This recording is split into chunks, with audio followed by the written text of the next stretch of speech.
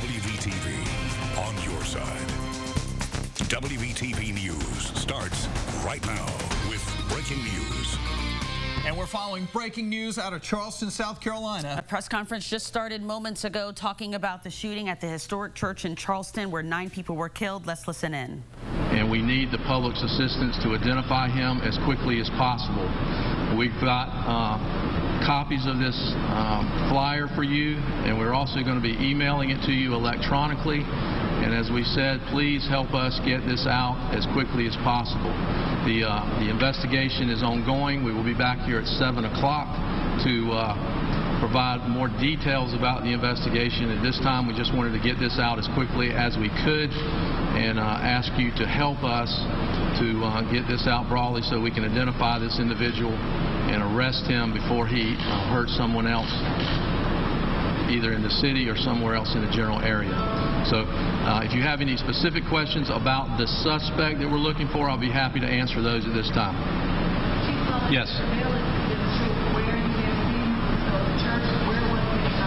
It was at the location of the shooting. That's correct. What other details can you provide about this? He is a white male. He's a younger white male. We're estimating between 21 and 25 years of age. He's approximately 5'9" in height, and as you will see, he has on a very distinctive sweatshirt that has markings. And I would point out that also the vehicle that you'll see has a very distinctive front license plate. So again, hopefully these things will help us to identify this individual. And our people, our investigators are standing by. One of the things that we have been able to do in the past couple of hours is set up a 1-800 number for any leads that could come into this task force. That would be 1-800-CALL-FBI, and the number is also listed there. There are operators standing by to take any information that would be provided, and what we're asking is, regardless of how small people think that the information they have might be, we want them to call us. We have investigative teams that are prepared to go out and follow every lead that is sent into this hotline number, and that's what we really need at this point. We need information. We've got a good starting point here. We've got a good suspect, and what we need now is to get the assistance of the community. If they see this car, if they see this individual, we do not want them to approach this person. We want them to call 911 and allow us and our partners to address this situation. Do you still believe he's in the Charleston area? We have no reason to believe he's not in the Charleston area. He could be outside, and we're disseminating this information broadly across all of our law enforcement partners, not only on the Charleston region, but also on the East Coast. Any motive? Well, as I said earlier, that we believe this is a hate crime. That's how we're investigating it. That's part of the investigation, and we'll talk about that later. Where is your search happening right now? What parts of the city? Can you tell us? Well, we have investigators in various locations, but we'll talk more about that at 7. Did you comment on reports that you let one woman escape? We'll talk more about that at 7. Anything about the suspect or the suspect vehicle? Okay. What efforts are being done with other local law enforcement up and down the interstate? We have a broad way of communicating, not just to the region, but also to law enforcement agencies throughout the United States. That communication process is in place. The same information that you have has been broadcast to law enforcement at the local, state, and federal level all across the United States. Yeah, I hear you talking specifically about the suspect. At 6 o'clock, it's about to be rush hour for commuters. What do the people need to know other than what they look like? Is it safe to go out? Well, obviously, at this point, we want everybody to be vigilant. We want them to see, if they see anything that is suspicious, we want them to call us. And right now, we've got teams of investigators. We have uniform officers. We have FBI agents, SLED agents all over the city, and along with our local law enforcement partners. So we'll be looking for this individual and for this car just like everyone else. This is a all hands on deck effort with the community as well as law enforcement, and I think with that effort we'll find this person quickly. So you know what they say? Increased force, people should feel safe to go out and But what I'm telling you, that when people go out, they should be vigilant, they should be aware of their surroundings, and if they see anything suspicious, they should call law enforcement. What's the reward? We'll announce that at 7 o'clock. What type of make and model of the car can you tell for this? I'm not going to give a make and model because at this point we're not 100% sure, and that would be inappropriate. We just want people to look at this vehicle, and if they see one that matches that description, to call law enforcement. Thank you very much. We'll be back at 7 o'clock. And in this live press conference there, you just heard from Chief Greg Mullen. He is the Charleston's police chief. They said that they are continuing to search for the gunman. You just saw the first image of who they believe this gunman is, a white male, 5'9". He was wearing a gray colored sweatshirt. And again, they say they have no reason to believe that right now he is still not in the Charleston area. However, they have released a release to other organizations, police organizations, and they are making sure that everyone is looking outside the Charleston area as well. They believe he may be in a vehicle, and as you heard the police chief there, he did not specifically describe what type of vehicle. They want to make sure that they have exactly that vehicle, what they're talking about, so that they don't create any confusion among people who may be looking. They also said that if anyone spots this person, that they are not to approach him on their own, that they should call 911 immediately. But there is an extensive search going on right now for this person that they say is the shooter in connection with the deadly shooting at the AME Emmanuel Church there in Charleston. Keep it on WBTV. We got new information still coming in. Want to get you caught up here now with your forecast as you're trying to head out the door for work, etc. Meteorologist Al Conklin has those details. Sun will be up in just about 3 or 4 minutes here, Christine. We still have a dark sky, but a little bit of cloud cover this morning here in Charlotte. Let's take a look at it. It's our Metro School camera in Center City. Dry conditions here now and should stay that way through the morning and midday hours. Temperature right now, a very, very balmy 75 degrees in the Queen City. Most of us are waking up into the 70s. 78 Cornelius, 75 Ballantyne, Harrisburg, 77 Indian Trail, TKK, and Belmont is checking in at 76 for today. Much like yesterday, in fact, this will likely be the 4th straight day we hit 99 degrees in Charlotte. We'll start up at 79, 8 o'clock, 93 at lunchtime. Scattered storms in our forecast. That's the difference maker today. The humidity level will be much higher, but that will lead to some strong storms yet again this afternoon. 6:05, let's check in with Chris first with traffic. Al, thank you. Traffic sponsored by Toyota of North Charlotte. We'll start with a few drive times. If you're coming in from Davidson to Uptown on 77 southbound, 19 minutes, 59 miles an hour. Still early in our commute. We're in the green. Cornelius, Huntersville, all the way down to 485 and 85. And speaking of 85, if you're coming in from Concord or Kannapolis, that region, running in the green as well. We are starting to see a few slowdowns. Providence Road between 485 and 51 slowing traffic. And if you're coming out of Rock Hill, north on 77, still running in the green this morning. Looks pretty good there. 26 minutes, average speed is 53 miles an hour. And this is a live look. I-77 southbound at Arrowwood, and this is the time of the morning where we start to see the backups building northbound, but right now still running smoothly. That's a check of your morning commute. Christine, over to you. Now let's get you caught up on our top story this morning. The 9 people shot and killed during a prayer meeting inside a historic church in Charleston, South Carolina. And this morning, as you heard the police chief just moments ago, they're calling this a hate crime. That's the only motive they've been able to establish at the moment as they continue to look for the shooter. And we're on your side with live team coverage of this tragedy.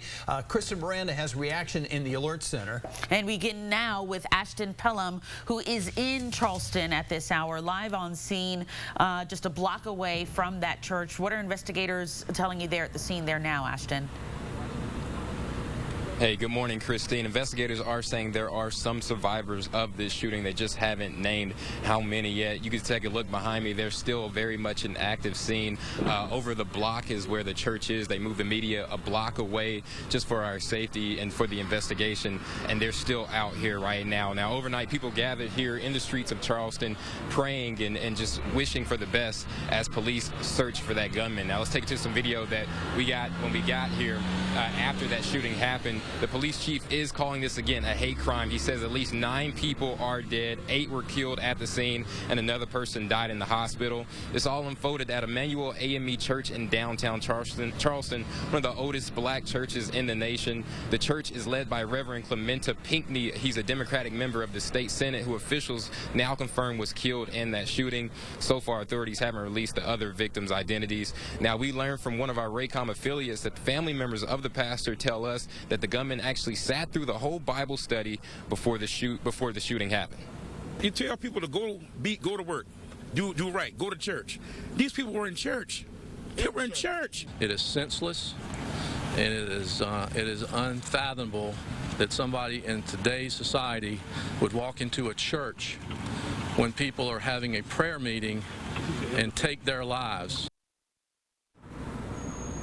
Now, again, the police chief has released a description of that suspect. You just saw a picture. They say he's a white male in his early 20s, clean-shaven, last seen wearing a gray sweatshirt, jeans, and boots. You can see a picture of his car as well. That is all new information just released at this hour. We'll keep you up to date out here. I'll be live in Charleston talking with investigators and members of the community here, and I'll bring you any updates as soon as we get them on air and online at WBTV.com.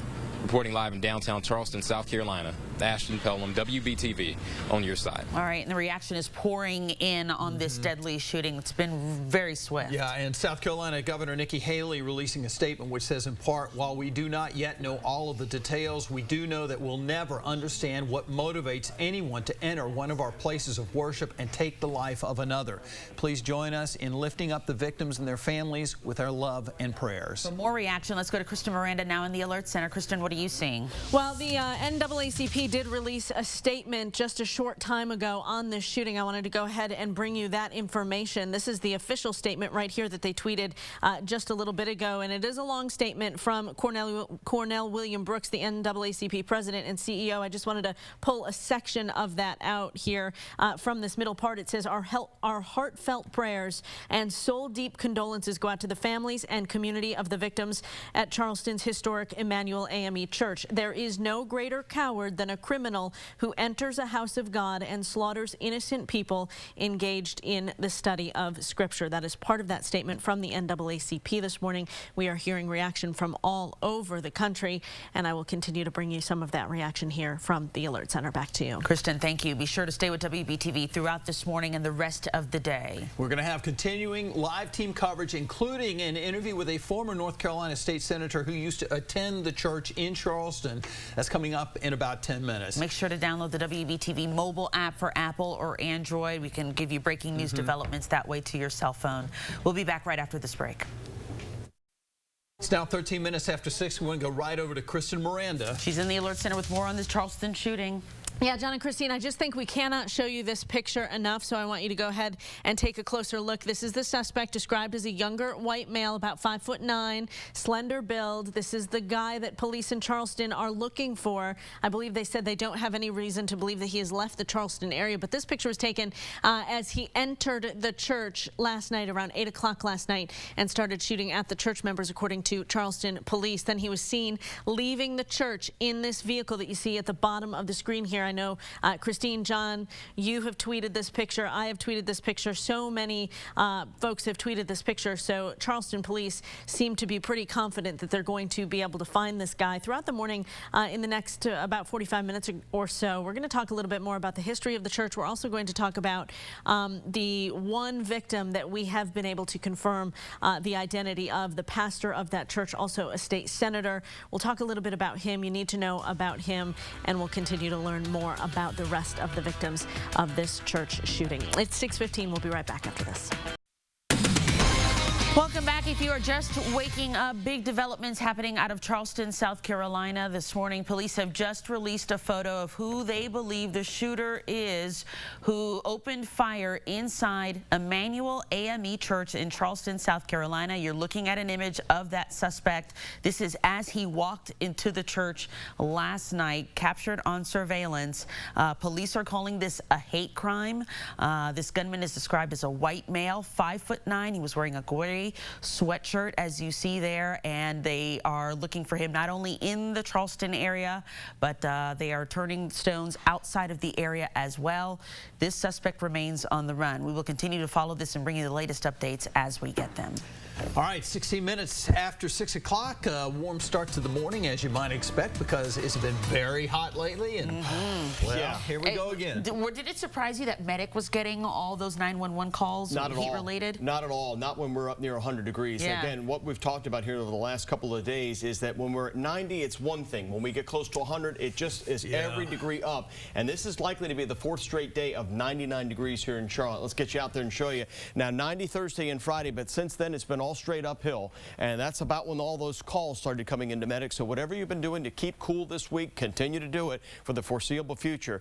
Because I'm telling you, right now, I don't see an end to this heat wave. This is out for, this would be day 14 right here. And I'm telling you, the data goes out beyond this. Some of the model data that suggests that this will go well into July. And if you're wondering about the longest heat streak, consecutive days of 90 plus in Charlotte, it happened to be my first summer here in Charlotte, 1993, 33 straight days. I wondered, where'd I move? It's like Las Vegas. It was so hot that summer, and it looks like we're starting at least that trend. Today will be day 8, and as I say, I see this going at least another week, if not 2, and maybe even beyond that. A little bit of cloud cover out there earlier this morning after showers and storms blossomed last night. They were very slow to go down. Hazy sunshine, 75 now, but look at the dew point. It's at 70. Couple things there. That means the humidity level will be elevated through the day today.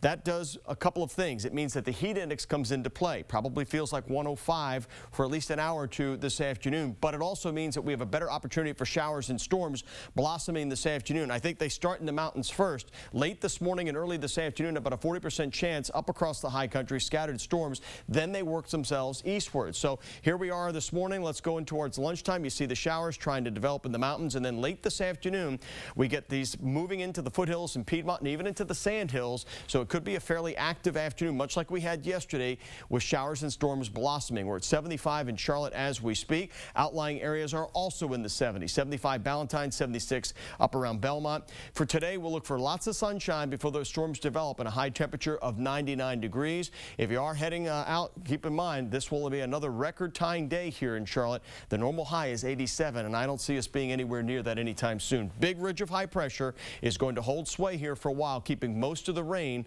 up and away from us over the next several days. So for today, a 30% chance of showers and storms, 95 for tomorrow, maybe even a little more active day. And then our chances for rain go down a little bit as we go into the weekend, as our temperatures go back up. And of course, we are focused this weekend on Dad. It is Father's Day weekend. Sunday looks to be a scorcher. So if you're going to take Dad out, hopefully it's someplace cool, maybe to the lake or the pool, someplace that we can all cool off. It's blazing sunshine in our forecast. 6:19, here's Chris, First Alert Traffic.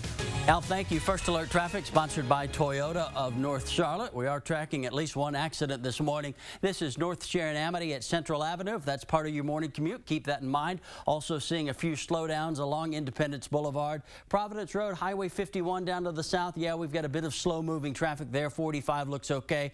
This is coming in as a reported grass fire at Arrowwood and Nations Ford Road. Don't know if they have this out just yet, but you might find fire trucks in and around that scene for the next little bit. Live look at I-77 southbound at Arrowwood looking okay, and northbound traffic certainly picking up, but right now running smoothly. You're never more than 7 minutes away from weather and traffic here on WBTV News This Morning.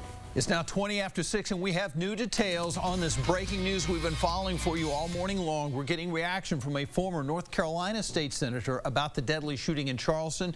Malcolm Graham says he used to attend the Emmanuel AME Church in Charleston. He talked to WBTV's Mark Davenport this morning, and Mark's joining us live in our newsroom. And tell us what Malcolm Graham had to say, Mark.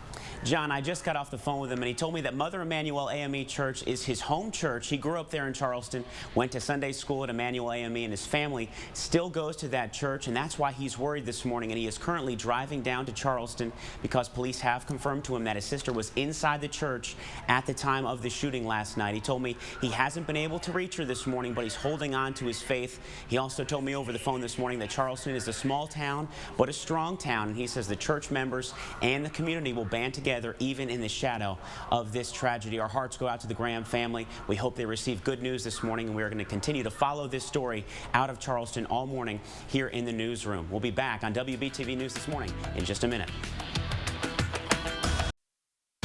24 minutes after 6, here's a live look at the Charlotte skyline from our Scott Clark HD Tower cam. And Well, it's a warm start to the morning out there, and it's going to get even warmer. Here's meteorologist Al Conklin in the First Alert Weather Center. Very muggy start to the day, John. Dew points are up close to 70, and a lot of humidity out there as the sun's been up now for about a half hour or so. This is Charlotte Motor Speedway in Concord. See a little bit of cloud cover up there after last night's showers and storms. They've since pushed out, but as we go towards the noon hour, you'll notice that a couple are trying to develop in the mountains. Again, this is this afternoon right at lunchtime, and then notice as we head towards 4 o'clock how these drift out of the mountains, across the foothills, into the Piedmont, and some of these could have some very intense downpours as we go through the late afternoon and early evening hours. While I'm not all that concerned for a lot of hail or wind, that will be a bit of an element in any storms that do develop today, but these will be slow moving just like yesterday. So again, there is that risk of some flooding downpours in any one or neighborhood that these develop or move into. 79 this morning, 93 at lunchtime, 99 this afternoon, but there's that 30% chance of a thunderstorm. Keep in mind that 99 this afternoon, that would also tie a record from back in 1944. It'll also be the fourth straight day of 99 degrees here in Charlotte. Small chance for a storm, about a 20-30% chance. First pitch 7:05. Knights are in town tonight. Should be a hot time out at the ballpark. You're never more than 7 minutes away from traffic and weather on WBTV News this morning. Here's Chris, First Alert Traffic. Al, thank you. Traffic is sponsored by Toyota of North Charlotte. We do have a couple of incidents out there. Let's point out an accident. This is at Central Avenue at North Sharon Amity, right off of W.T. Harris. Be aware of that if that's part of your morning commute, trying to make your way down to Independence Boulevard or down Central, you might find some slowdowns. Providence Road in and outbound towards Center City, slow going this morning. The same is true for Providence on the Highway 51 area, and reports of a small grass fire. This is at Nations Ford Road and West Arrowwood. You might find some fire trucks in and around that scene if you're trying to make your way over to 77 this morning. And here's a live look at I-77. This is near Sunset at mile marker 14. Travel there is running along smoothly. Christine? All right, Chris, thanks. We continue to follow breaking news in Charleston, South Carolina for you. We have live team coverage of this deadly shooting at the Emmanuel AME Church on Calhoun Street. These are live pictures from about a block away from the church. The police have kept media back about a block away from there. You can see this police cruiser there. Our Ashton Pelham is live there in Charleston. Of course, Charleston about a 3-hour drive from Charlotte, and so many people from this area and across the Carolinas go to Charleston to vacation and otherwise. If you have been to Charleston, chances are you have actually driven by the church yourself. It's there on Calhoun Street, not far from Meeting Street. Our continuing live team coverage of the shooting continues. In just a moment, you're watching WBTV News this morning.